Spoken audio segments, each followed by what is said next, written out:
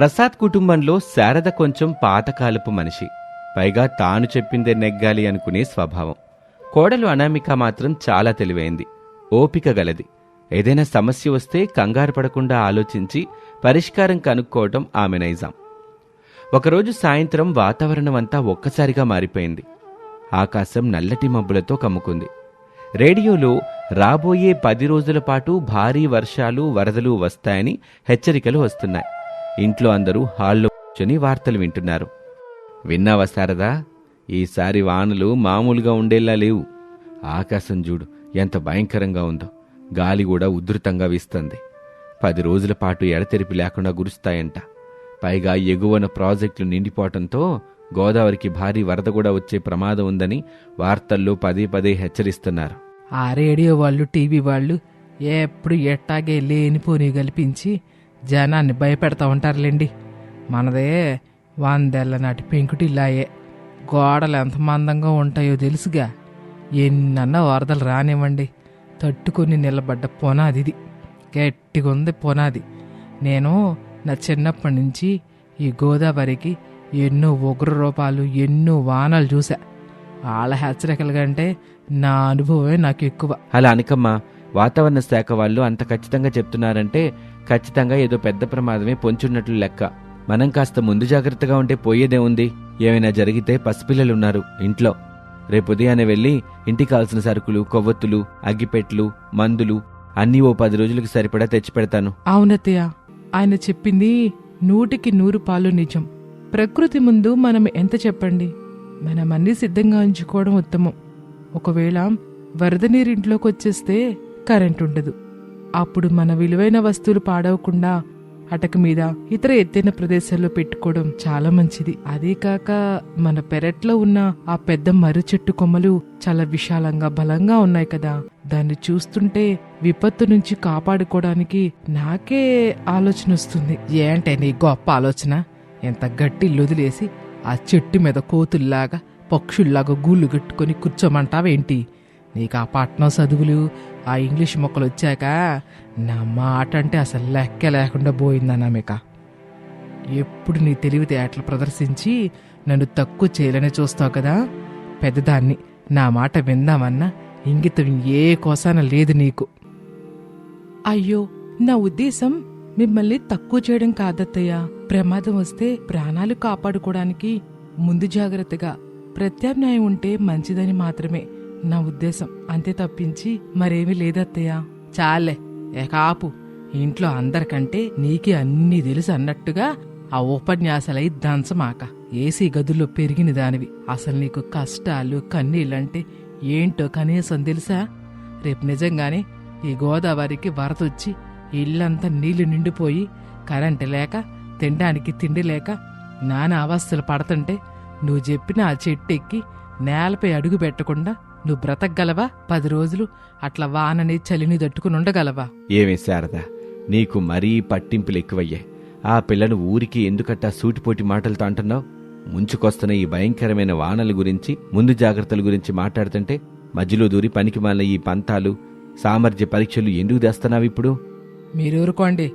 అదేం మాట్లాడినా సరే ప్రతిదానికి వెనకేసుకొచ్చి దానికి వత్తాసు పలుకుతారు.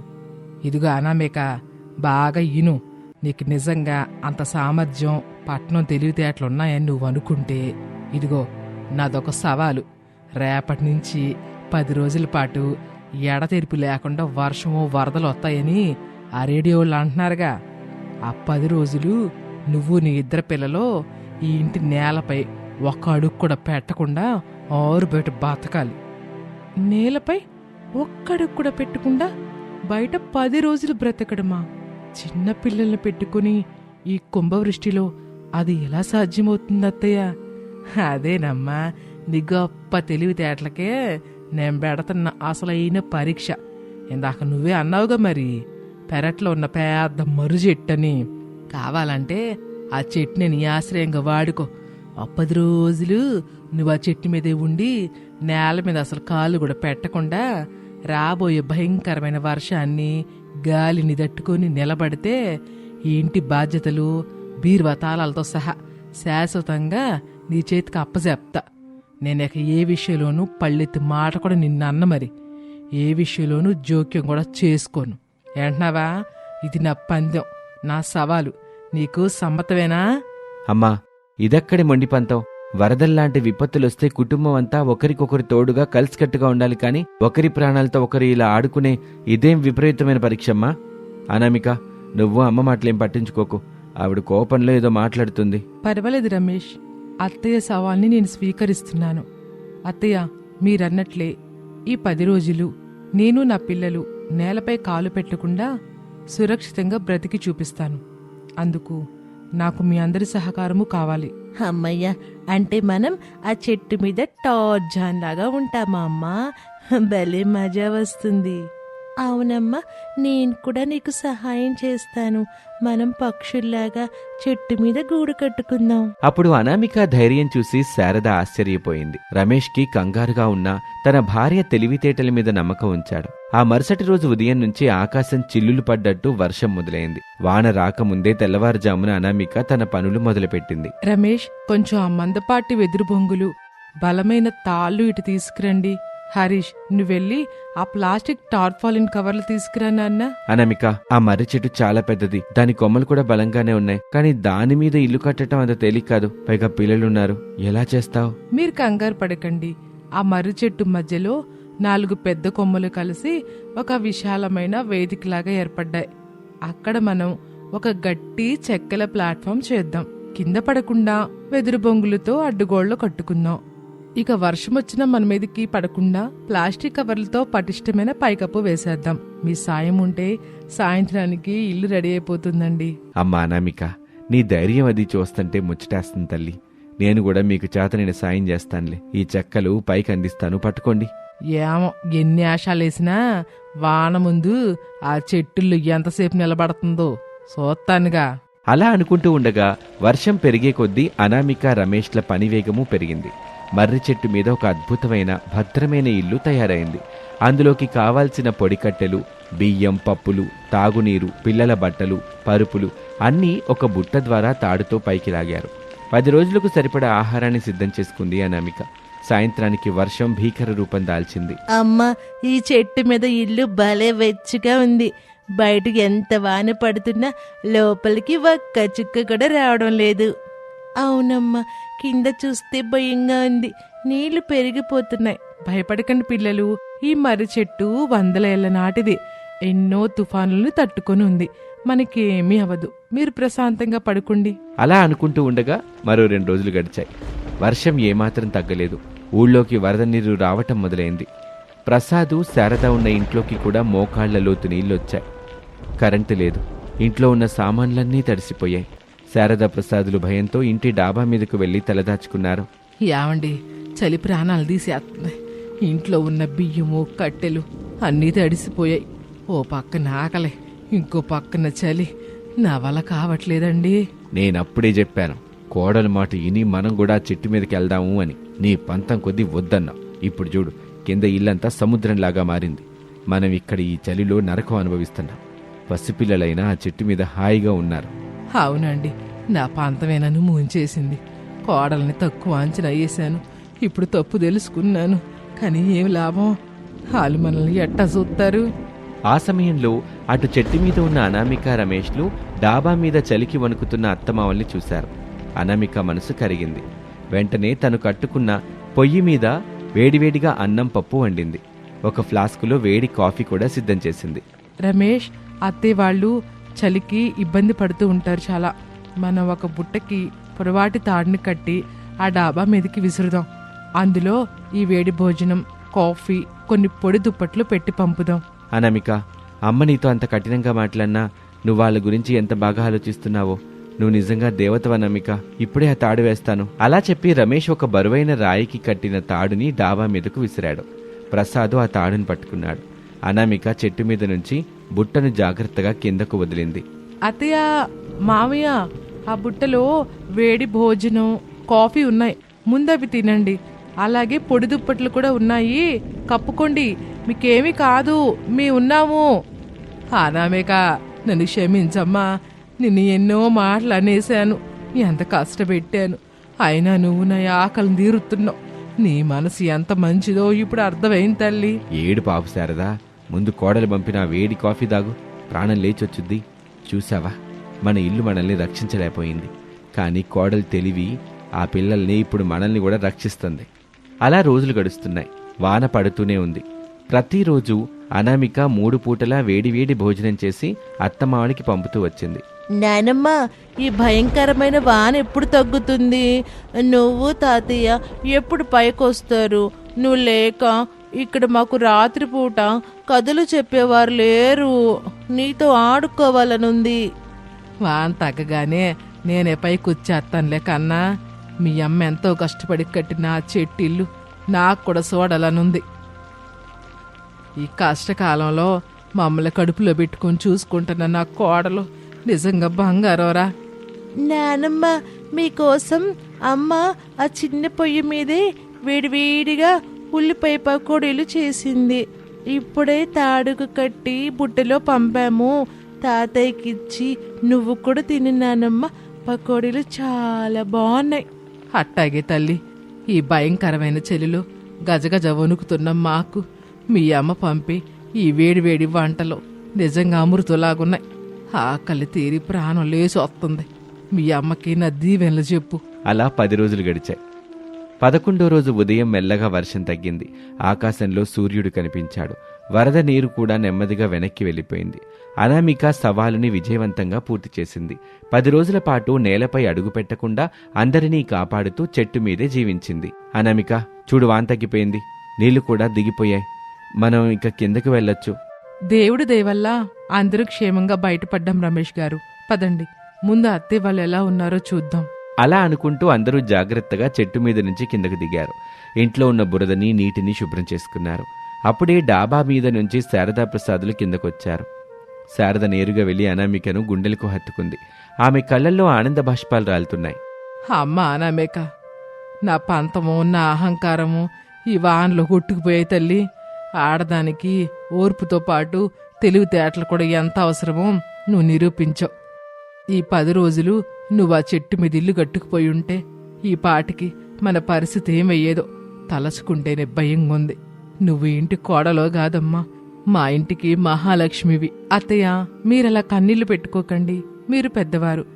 ఏదో నా మీద కోపంతో అలా అన్నారే కాని అందులో మీ తప్పేమీ లేదు. కుటుంబం అన్నాక కష్టాలు రావడం సహజం. వాటిని అందరం కలిసి ఎదుర్కోవాలి కదా. నువ్వెంత ఎదిగినా ఒదిగుండే స్వభావం అమ్మా నీది అనామిక. శారదా, ఎకనైనా నీ కోడల్ని అర్థం చేసుకున్నావు, అదే సంతోషం. అర్థం చేసుకోవడమే కాదండి, నేను పందెంలో ఓడిపోయాను. నా కోడలు గెలిచింది. ఇదిగా అమ్మాయి అనామిక, మాటిచ్చినట్లే ఈ రోజు నుంచి ఈ ఇంటి తాళాలు, ఇంటి బాధ్యతలో మొత్తం నీయే.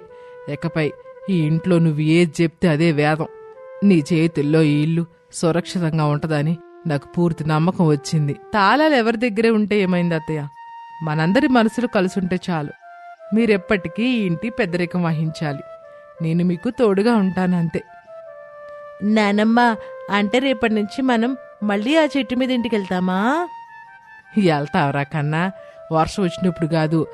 ఇక మనం అందరం ఆనందంగా ఆడుకోవడానికి మీ అమ్మ కట్టిన చెట్టింటికి రోజు వెళ్దాం. అలా అనామిక తెలివితేటలకు, అత్తగారి మార్పుకి ఆ ఇల్లు ఆనందంతో నిండిపోయింది. ఆ తర్వాత ఆ ఊరి వాళ్ళంతా అనామిక చెట్టు మీద కట్టిన ఇంటిని చూసి ఆశ్చర్యపోయారు. విపత్తు సమయంలో కోడలు చేసిన అద్భుతమైన పనిని ఊరంతా పొగిడారు. శారద కూడా ఎంతో గర్వంగా మా కోడలు తెలివైంది అని అందరికీ చెప్పుకునేది. అప్పటినుంచి ఆ కుటుంబం ఎప్పుడూ ఎలాంటి గొడవలు లేకుండా సుఖ సంతోషాలతో జీవనం సాగించారు. ఇది వాల్టి కథ. మరొక ఆసక్తికర కథలో మళ్ళీ కలుద్దాం. అంతవరకు సెలవు, నమస్తే. చింతమడుగు గ్రామంలో శారదమ్మ పేరు చెబితే చాలు పేద రైతులకు చెమటలు పడతాయి. ఆ గ్రామంలో శారదమ్మ అంటే ఒక సింహ స్వప్నం లాంటిది. ఆ ఊళ్ళో ఆమె దగ్గర అప్పు తీసుకోని రైతులేడు. కర్మకాలి తీసుకున్న డబ్బు సమయానికి ఇవ్వలేదా వెంటనే పొలం కాగితాలు తన బీరువాలోకి చేరిపోవాల్సిందే. వడ్డీ వ్యాపారంలో ఆమెకు కనికరం అన్న మాటే తెలీదు. కాని ఆమె భర్త ప్రసాదు, కొడుకులు రమేష్, సురేష్, అరుణ్లు మాత్రం పేదల గురించి ఆలోచించే మంచి మనసున్నవారు. ఏమే శారదా, ఆ మల్లయ్య పొలం కాగితాలు ఇచ్చేయచ్చుగా. పాపం ఈసారి వర్షాలు లేక పంట పండలేదు. కొంచెం సమయం ఇస్తే నీ అసలు వడ్డీ వాడే ఇచ్చేస్తాడు. ఆడి భూమి నువ్వు లాగేసుకుంటే ఆడి కుటుంబం రోడ్డున పడుద్ది. మీరూరుకోండి. వ్యాపారంలో సెంటిమెంట్లుండవు. అప్పు తీసుకునేటప్పుడు లేని బాధ ఇచ్చేటప్పుడు ఎందుకు? ఆడికి ఇదివరకే ఇచ్చిన సమయం చాలా ఎక్కువ. నేను సమయం ఇచ్చే కొద్దీ వాళ్ళు డబ్బు ఎగ్గొట్టే ఉపాయాలు చేస్తారు. నాకు డబ్బు ముఖ్యం. నాన్న, అమ్మతో గొడవ పడకండి. అమ్మ చెప్పినా వినదు. కాని అమ్మ, పేదవాడి కడుపు కొట్టి మనం కోటీశ్వర్లం అవ్వటం ఏమంత గొప్ప కాదు. రమేషు, నువ్వు కూడా మీ నాన్నలాగే మాట్లాడుతున్నావు. నేనిట్ట ఉండబట్టే మీరు హాయిగా తిరుగుతున్నారు, తింటున్నారు. నేనే గనక కఠినంగా ఉంటే ఈరోజు మీరిట్ట ఉండరు. 10 మంది పరక్కి వేరే వాళ్ళ దగ్గర చేయి చాచాల్సి వచ్చేది మీరు. రేపు మీకు పెళ్లిళ్ళు చెయ్యాలి, కోడళ్ళొత్తారు. వాళ్ళని మహారాణిలా చూసుకోవాలంటే డబ్బుండొద్దా? అలా ఇంట్లో వాళ్ళు ఎవరు ఎన్ని చెప్పినా శారదమ్మ తన మొండితనాన్ని వదులుకోలేదు. పైగా పోను పోను పేద రైతులపై తన దౌర్జన్యం పెరగసాగింది. ఇలా ఉండగా కొన్ని రోజులకి రమేష్కి అనామికతో, సురేష్కి అవనితో, అరుణ్కి అంజలితో పెళ్లిళ్లు నిశ్చయమయ్యాయి. ఒకే ముహూర్తాన ఒకే మండపంలో 3 కొడుకుల పెళ్లి అంగరంగ వైభవంగా జరిగింది. 3 కోడళ్ళు మహాలక్ష్ముల్లా ప్రసాదింట్లో అడుగుపెట్టారు. చూసావా నమికక్క, మన అత్తగారికి మనమంటే ఎంత ప్రేమో. అత్తగారు మనల్ని కన్న కూతుర్లాగా చూసుకుంటున్నారు. అవునక్క, ఊర్లో వాళ్ళు అత్తయ్యగారు పెళ్లిలో కొందరు మన అత్తగారు పెద్ద గయ్యాలని అందరూ మాట్లాడుకుంటుంటే నేను విన్నాను. చాలా భయపడిపోయాననుకో. కాని అత్తయ్యగారు చాలా హంబుల్గా, ఫ్రెండ్లీగా ఉన్నారు. అవునంజలి, అత్తయ్యగారు కొంచెం గంభీరంగా కనిపిస్తారు. కానీ ఆవిడ మనసు మాత్రం వెన్న. అందుకే మావయ్య గారు మన భర్తలు కూడా అత్తయ్య గారి మాట కాదనరు. వాళ్ళు అలా ఇంట్లో మాట్లాడుకుంటూ ఉండగా బయట నుంచి ఒక రైతు ఏడుస్తూ శారద దగ్గరకు రావటం కిటికీలో నుంచి అనామిక చూసింది. శారదమ్మ గారు, మీకు దండం పెడతాను తల్లి. మీ అప్పు వచ్చే ఏడాది ఖచ్చితంగా తీర్చేస్తాను. ఈ మధ్య నా కూతురు పెళ్లి నిశ్చయమైందమ్మా. నా దగ్గరేమో డబ్బు లేదు. ఇప్పుడు ఆ పొలం అమ్మితే గానీ నా కూతురు పెళ్లి జరగదు. దయచేసి నా భూమి కాగితాలు ఇచ్చేయండి తల్లి. మల్లయ్య, మన అగ్రిమెంట్ ప్రకారం నీకు నేనిచ్చిన గడువు ముగిసిపోయింది కాబట్టి ఆ భూమి ఇప్పుడు నాది. ఆ మాట నేను నాగ్గా నేనే అంటల్లా. ఆ రోజు నా దగ్గర నుండి డబ్బు తీసుకెళ్ళినప్పుడు నువ్వే అట్ట రాసిచ్చావు. నా దగ్గర నీ ఏడుపులేం పనిచేయవు. ఎక్కడి నుంచి. ఇక చేసేదేమీ లేక ఆ రైతు అక్కడి నుంచి ఏడుస్తూ వెళ్ళిపోయాడు. కిటికీ నుంచి బయట జరిగిందంతా చూసి గమనిస్తుంది అనామిక. వెంటనే అనామిక అవని, అంజలిని పిలిచి ఇలా అంటుంది. అంజలి, అవని, అదిగో నడుచుకుంటూ పెద్దాయన వెళ్తున్నాడు చూసారా? పాపం, అతను సమయానికి డబ్బులు కట్టనందుకు మన అత్తగారు ఆయన భూమి కాగితాలు లాగేసుకున్నారు.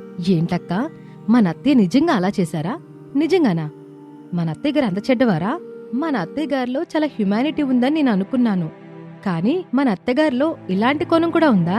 అంతలో శారద లోపలికొస్తుంది. కోడళ్ల ముఖాలు చూసి జరిగిందంతా వాళ్ళు చూశారేమో అని ఆమె అనుకుంటుంది. ఏంటమ్మా, 3 అట్టా ఉన్నారు. జరిగిందంతా చూసి ఆ మల్లయ్య గురించి ఆయన ఆలోచిస్తున్నారా ఏంటి? ఆడు పెద్ద మాయగాడు. మన దగ్గర వాడు అప్పు తీసుకున్నాడు. సమయానికి డబ్బు ఇవ్వమంటే తిరిగి ఇవ్వల. అందుకే వాడి భూమి కాగితాలన్నీ లాగేసుకున్నా. కానీ అత్తయ్య, పాపం, ఆయన కూతురు పెళ్ళుందంట కదా. కొంచెం సమయం ఇస్తే మన డబ్బులు మనకి తిరిగి ఇచ్చేవాడేమో. అనామేక, పెద్దాల విషయంలో నువ్వు తలదొరచబాక. నీకు వాడి గురించి ఏం తెలుసు? వాళ్ళలాంటి వాళ్ళు డబ్బడిగేటప్పుడు పిల్లిలాగా అన్నిటికి సరే అంటారు. తెర డబ్బిచ్చేయమంటే రేపు మా పని తిప్పుతారు. కొందరైతే ఎగ్గొట్టి వెళ్ళిపోతారు. మన జాగ్రత్తలు మనం ఉండాలిగా. శారద అలా అనటంతో అనామిక ఏమీ అనలేకపోతుంది. మరుసటి రోజు అనామిక, అవని, అంజలి 3 కలిసి ఊళ్ళోని గుడికి వెళ్లాలని నిర్ణయించుకున్నారు. వాళ్ళు వీధిలోకి రాగానే గ్రామస్తులు వాళ్ళని చూసి భయంతో పక్కకి తప్పుకుంటున్నారు. ఏంటక్క, ఊర్లో వాళ్ళంతా మనల్ని చూసి అలా భయపడుతున్నారేంటి? మనమేమైనా పుల్లాగా కనిపిస్తున్నామేంటి మనల్ని చూసి భయపడ్డానికి? అవునక్క, పలకరిద్దామంటే ముఖం చాటేస్తున్నారు. వాళ్ళు అలా ఎందుకు ప్రవర్తిస్తున్నారో నాకు అర్థం అవట్లేదు. అనామిక వాళ్ళకి ఎదురుగా వచ్చే వృద్ధురాల దగ్గరికి వెళ్లి ఇలా అంటుంది. అవ్వా, నీకు నమస్కారం. మాకొక విషయం తెలియాలి. మమ్మల్ని చూసి ఊర్లో అందరూ ఎందుకలా దూరంగా వెళుతున్నారు? నమస్కారం తల్లి. మీరు శారదా గారి కోడళ్ళు కాదు, అందుకే మీరంటే అందరికీ భయం. మీ అత్తయ్య గారు మా పొలాలన్నీ లాగేసుకున్నారమ్మా. ఇప్పుడు మీరు కూడా అలాగే తయారవుతారేమోనని అందరికీ భయంగా ఉంది. మీ అత్తగారి వల్ల ఆ మల్లయ్య కూతురి పెళ్లి ఆగిపోయింది. పాపం, మీ ఇంటికే తగులుతుందమ్మా ఆ పాపం అంతా. ఆ మాటలు విన్న అనామిక, అంజలి, అవని ఒక్కసారిగా షాక్ అయ్యారు. ఆ వృద్ధురాలు ఆ మాట చెప్పిన వెంటనే వీళ్ల నుంచి దూరంగా వెళ్లిపోయింది. ఇక ఆ 3 కోడళ్ళు షాక్ నుంచి తేరుకుని గుడివైపు పయనమయ్యారు. గుడిలో కూడా జనం వీళ్ళని చూసి వింతగా ప్రవర్తించారు. ఊళ్ళో వాళ్ళందరి ప్రవర్తన వల్ల అనామికకి తన అత్తగారి అసలు రూపం అర్థమైంది. ఆ రోజంతా ఆమె మనసు కుదురుగా లేదు. ఆ రోజు రాత్రి ముగ్గురు కోడళ్ళు మేడ మీద చర్చించుకుంటున్నారు. అవని, మనం ఈ ఇంట్లో మహారాణుల్లా ఉండొచ్చు కానీ ఊర్లో వాళ్ళంతా మనల్ని శపిస్తున్నారు. అత్తయ్యగారు చేస్తుంది అన్యాయం. శ్రమని దోచుకుని అనుభవించే ఈ ఆడంబరాలు మనకొద్దు. అవునక్క, మావయ్య గారు మన భర్తలు అత్తగారికి చాలాసార్లు చెప్పి చూశారట. కాని అత్తయ్యగారే ఎవరి మాట వినలేదట.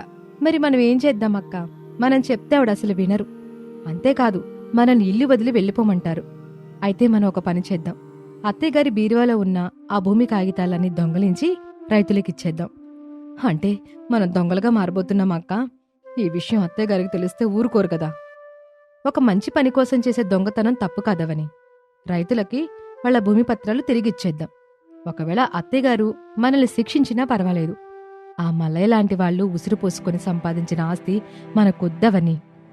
ఈ పని చేయడానికి నేను రెడీ అక్క. అత్తయ్యకి దొంగెవరో తెలియకుండా ఉండేలా చూద్దాం. ఆ రోజు అర్ధరాత్రి దాటాక ఇంట్లో వాళ్ళందరూ గాఢ నిద్రలో ఉన్నారు. శారదమ్మ పడక గదికి పక్కనే ఆమె ఆఫీస్ రూమ్ ఉంది. అక్కడున్న పెద్ద బీరువాలో అన్ని డాక్యుమెంట్లు ఉంటాయి. అనామిక, అవని, అంజలి ముగ్గురు మెల్లగా బీరువా వైపు అడుగులు వేస్తున్నారు. అవని, నువ్వు అత్తయ్యగారి గది పెట్టి కాపలా ఉండు.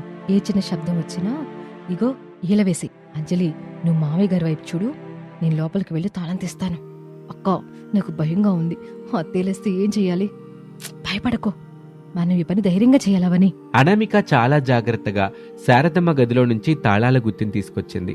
బీరువా తెరిచినప్పుడు వచ్చే కిర్రమనే శబ్దానికి అందరి వెన్నులో వణుకు పుట్టింది. కాని శారదా ప్రసాదు ఆ శబ్దానికి నిద్రలేవలేదు. దాంతో ముగ్గురు కోడలు ఊపిరి పీల్చుకున్నారు. అనామిక లోపల ఉన్న వందలాది భూమి పత్రాలను, అగ్రిమెంట్ పేపర్లను ఒక సంచిలో నింపింది. ముగ్గురు కలిసి వెనక తలుపు గుండా బయటకు వెళ్లిపోయారు.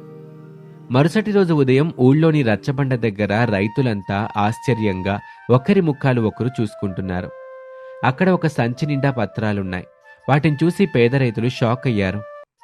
దేవుడా, నా పొలం కాగితాలు! ఎవరో మహానుభావులు వీటిని ఇక్కడ బడేశారు. ఇంక నా కూతురు పెళ్లి జరుగుద్ది. నా కాగితాలు కూడా దొరికాయి. మన ఊర్లో ఎవరో దొంగలు పడి శారదమ్మ బీరువాని పగలగొట్టినట్టున్నారు. కానీ ఆ దొంగలు సామాన్యమైన దొంగలు కాదు. వాళ్ళు మన పాలిట దేవుళ్ళు. రైతులందరూ ఆనందంతో డాన్సులు చేస్తున్నారు. గ్రామమంతా పండుగలా ఉంది. రైతులందరూ కలిసి శారదమ్మ ఇంటికి బయలుదేరారు. అదే సమయంలో శారదమ్మ తన ఇంట్లో బీరువా తెరిచుండటం, కాగితాలు మాయమవటం చూసి పిచ్చెక్కిపోయినట్టు అరుస్తుంది. నా కాగితాలు, నా ఆస్తి ఎవరో దొంగలు పడి నా సర్వస్వం దోచుకున్నారు. రమేషు, పోలీసులకి ఫోన్ చేయరా. దొంగలను పట్టుకుని జైల్లో వేయించాలి. అప్పుడే ముగ్గురు కోడలు ప్రశాంతంగా బయటకొస్తారు. ప్రసాదు కొడుకులు కూడా అక్కడే ఉన్నారు. అప్పుడే కొందరు జనం శారదమ్మ ఇంటికొచ్చారు. శారదమ్మ గారు, మీ కాగితాలు మాయమయ్యాయని బాధపడుతున్నారా? ఆ పత్రాలు ఎక్కడికి పోలేదు. ఇదిగోండి, మా చేతుల్లో భద్రంగా ఉన్నాయి. ఇంక మీరు మమ్మల్ని ఏమీ చేయలేరు. ఆ దొంగలెవరో మాకు తెలియదు గాని వాళ్ళకి మేమంతా మా జీవితాంతం రుణపడి ఉంటాం. నా ఇంట్లో దొంగతనం చేస్తారా? నా ఇంట్లో దొంగతనం చేసే ధైర్యం ఎవరికుందే? అప్పుడు అనామిక ముందుకొచ్చి, ఆ పని చేసింది నేనే అత్తయ్య. నేను, అవని, అంజలి కలిసి ఆ పని చేశాం. మీరా ఈ ఇంటి కోడలయ్యుండి మీకు మీరే దొంగతనానికి ఉడిగడతారా? ఎంత ధైర్యం మీకు!